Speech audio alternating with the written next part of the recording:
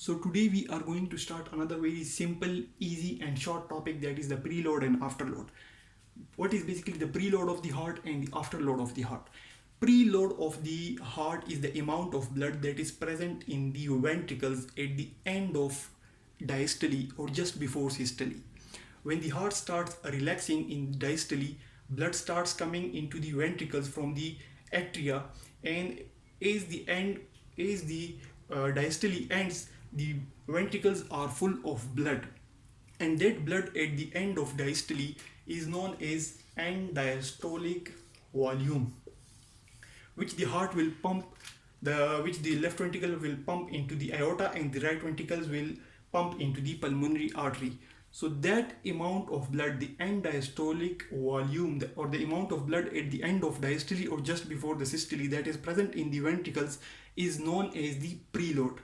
Preload is also considered as the amount of pressure that is put on the walls of the ventricles by this blood.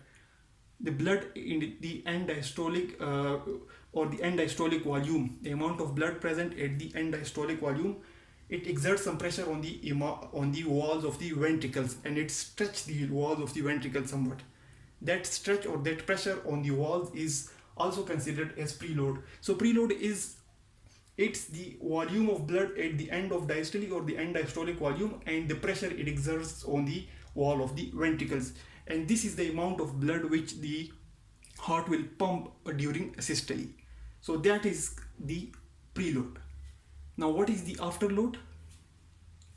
Preload is just like the amount of luggage or mass in a truck which it will carry to the peak of a mountain. So it is the mass or the weight which is already present in the truck, or which is the amount of blood which is already present in the ventricles just before contracting. Now afterload is the amount of pressure in the aorta and the pulmonary artery. When the left ventricle will contract, it will have some resistance because there is some blood which is putting some resistance which will stop the movement of blood moving into the aorta, and which is keeping the valve closed. Similarly, there is some blood in the pulmonary artery which is keeping the pulmonary valves closed and which is exerting some pressure. Apart from that, there is some pressure in the walls of the aorta as well.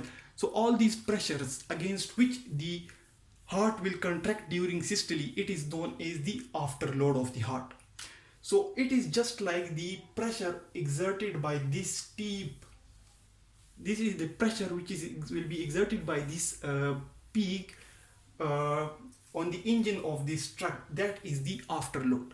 So the amount of mass or luggage which was present already in the truck is the preload.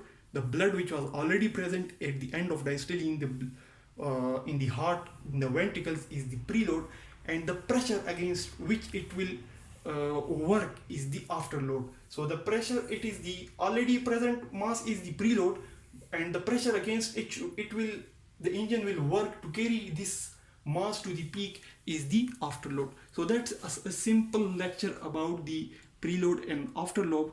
Hope you have understood this lecture. Thanks a lot for watching the video.